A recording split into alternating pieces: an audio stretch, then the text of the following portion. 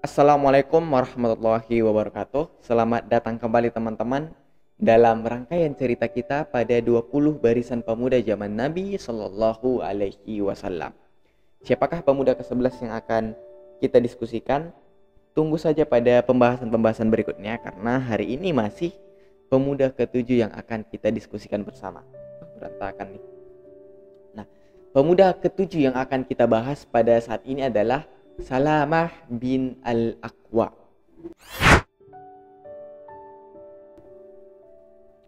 Salamah bin Al-Aqwa adalah seorang pemuda yang dikenal atas keunggulannya ataupun kemahirannya, kepandaiannya dalam memanah. Juga seorang pelari tercepat di antara teman-temannya. Jadi nama lengkapnya adalah Salamah bin Amir bin Al-Aqwa. Al-Aqwa itu sendiri adalah kakek dari Salamah. Nah, nama asli dari Al-Aqwa ini adalah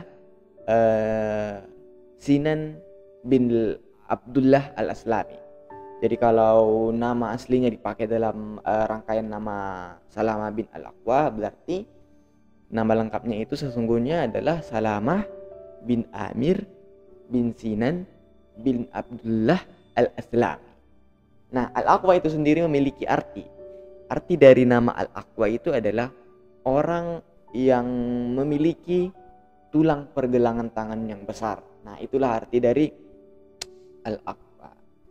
Nah, Salamah bin Al-Aqwa ini ketika Rasulullah SAW wafat berusia di bawah 20 tahun.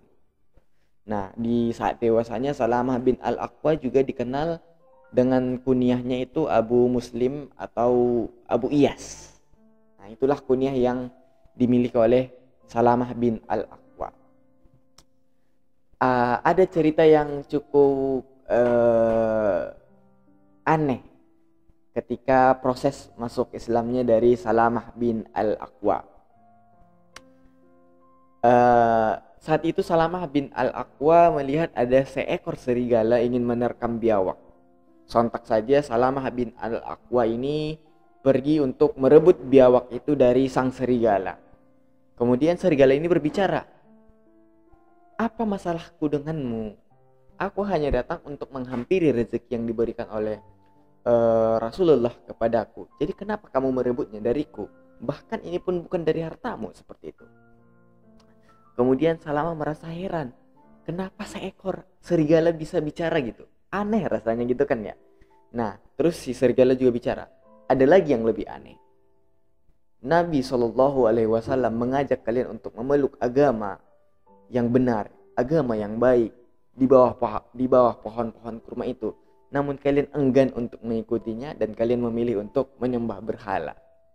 Nah, yang dimaksud dengan di bawah pohon-pohon kurma itu ya di Madinah, karena kan memang pada saat itu banyak bangunan itu yang dibuat dari pelepah kurma seperti itu. Nah, jadi semenjak saat itu Salamah bin Al-Aqwa ini memeluk agama Islam. Dan Salamah yakin bahwa agama yang dibawakan ataupun yang diajarkan oleh Rasulullah SAW ini adalah agama yang baik, agama yang benar. Bagi siapa yang mengikutinya akan mendapatkan kebahagiaan, dan bagi siapa yang mengingkarinya, meninggalkannya, dan tidak mengikutinya akan mendapatkan kesengsaraan baik di dunia maupun di akhirat. Begitulah proses masuknya Salamah bin Al-Aqwa. Karena melihat hal itu, cerita itu, Salamah bin Al-Aqwa kemudian memeluk agama Islam dan menjadi sosok sahabat ataupun sahabi yang mulia.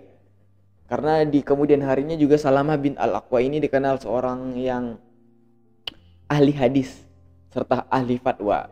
Setelah banyak pergejolakan selesai di proses perjuangannya, Salamah bin Al-Aqwa itu banyak mengajarkan hadis-hadis seperti itu.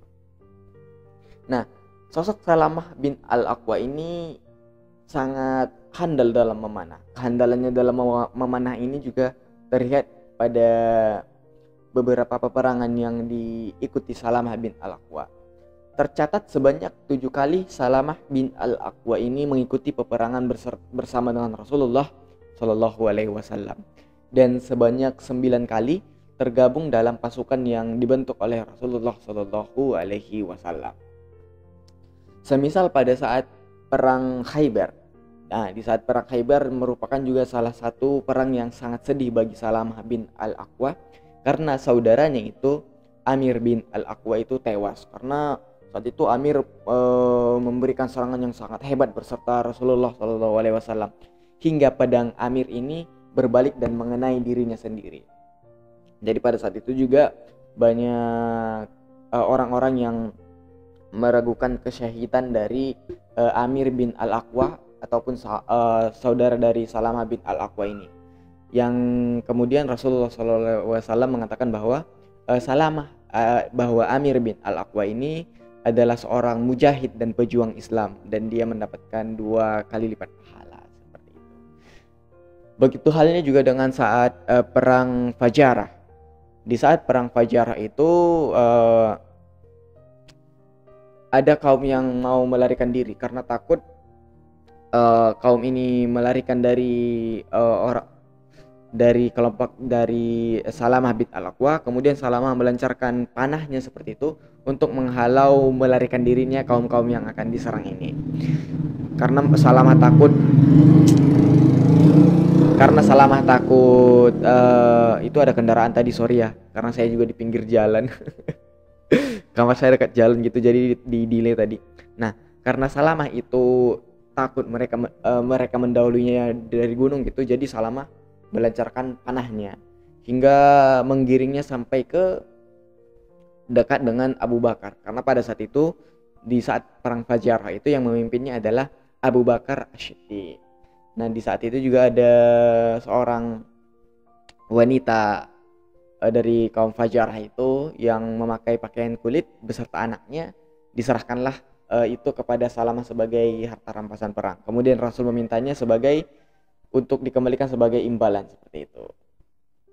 Nah, Salamah bin Al-Aqwa ini melancarkan panahnya, jadi mereka nggak bisa melarikan diri. Itulah kehandalan si Salamah dalam memanah.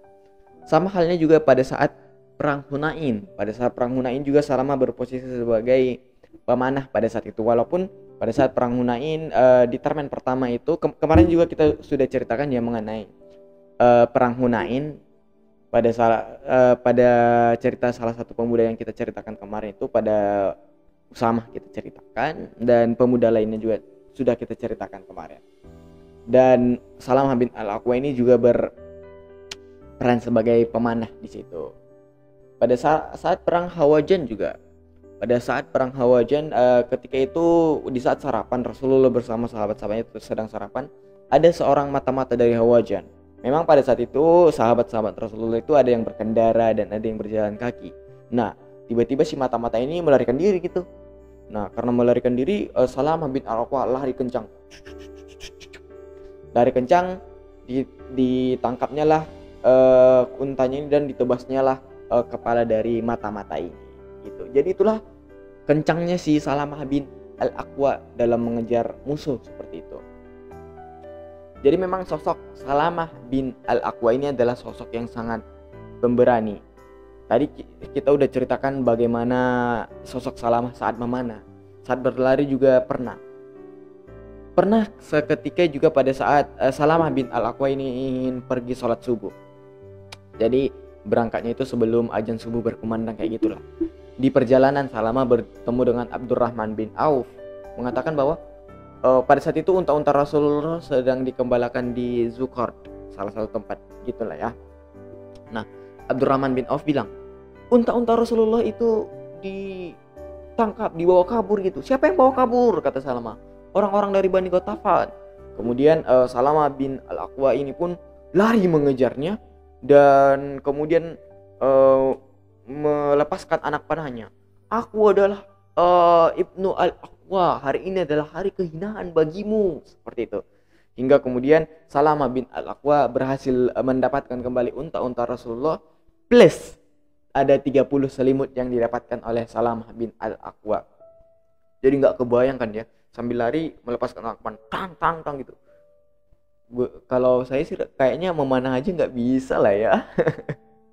Karena nggak pernah juga belajar memanah di sini. Jadi begitulah sosok Salamah bin Al-Aqwa yang mampu melepaskan anak panahnya sambil berlari untuk mengejar musuhnya. Keahlian yang sangat jarang sih rasanya. Kalau zaman sekarang memanah, bisa nggak ya? Kayaknya saya nggak bisa deh kayaknya. Nah, jadi memang Salamah bin Al-Aqwa ini adalah sosok yang sangat berani. Juga dikenal sebagai sosok yang jujur. Bahkan putranya Iyas mengatakan bahwa dia tidak pernah melihat ayahnya itu berdusta. Salamah juga sangat tidak suka kalau ada orang yang mengumbar ataupun membicarakan aib saudaranya. Karena pada saat mereka itu kalau ada orang yang menceritakan aib saudaranya, mereka itu sudah menganggap bahwa dia itu sudah memasuki salah satu pintu-pintu dosa besar kayak gitu. Itulah sosok dari Salamah bin Al-Aqwa, seorang pelari tercepat dan juga seorang pemanah ulung. Waktu kembali ke Madinah juga itu Salamah kan dibonceng Rasul tuh. Nah, waktu balik ke Madinah ada juga orang-orang Madinah menantang. Ada yang mau lomba lari enggak? Ada yang mau lomba lari enggak? Ada yang mau lomba lari enggak? Gitu. Terus Salamah bilang, "Ya udah, ayo kita lomba lari," gitu. Nah, mereka lomba lari hingga akhirnya Salamah lah yang menang. Di saat itulah Rasul mengatakan, "Tidak ada sebaik pejalan kami melainkan si Salamah bin Al-Aqwa." Jadi memang Rasul juga mengakui bahwa Salamah bin Al-Aqwa ini seorang pelari yang ulung, pelari yang hebat seperti itu. Di kemudian hari juga Salamah tadi sudah saya kasih tahu kalau dikenal sebagai seorang ahli hadis dan juga ahli fatwa beserta dengan sahabat-sahabat lainnya. Begitulah sosok Salamah bin Al-Aqwa yang pada akhirnya wafat di Madinah pada tahun ke-74 Hijriah di usia yang lebih dari 80 tahun. Tadi saya sudah sebut kalau waktu Rasul wafat itu Salamah berusia belum genap ataupun masih di bawah 20 tahun seperti itu.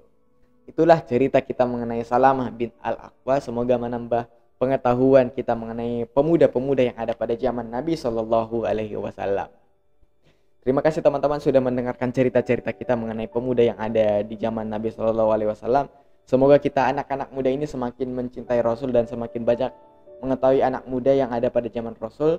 Setidaknya kita ya bisalah melakukan hal seperti yang mereka laksanakan untuk membela Rasulullah Shallallahu Alaihi Wasallam. Kalau di One Piece itu ada Zoro, ada Luffy, ada Sanji, ada banyak lah mereka ya kan ya.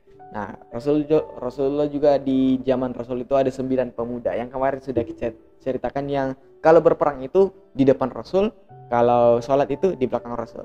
Siapa aja mereka? Kemarin udah kita ceritain, dengerin aja di cerita-cerita kita yang lalu. Terima kasih sudah selalu bersama kita di cerita ini. Dan hari ini kita sudah bahas soal si Salamah bin Al-Aqwa. Terima kasih dan sampai jumpa di pembahasan pemuda kita lainnya. Akhir kata, Assalamualaikum warahmatullahi wabarakatuh.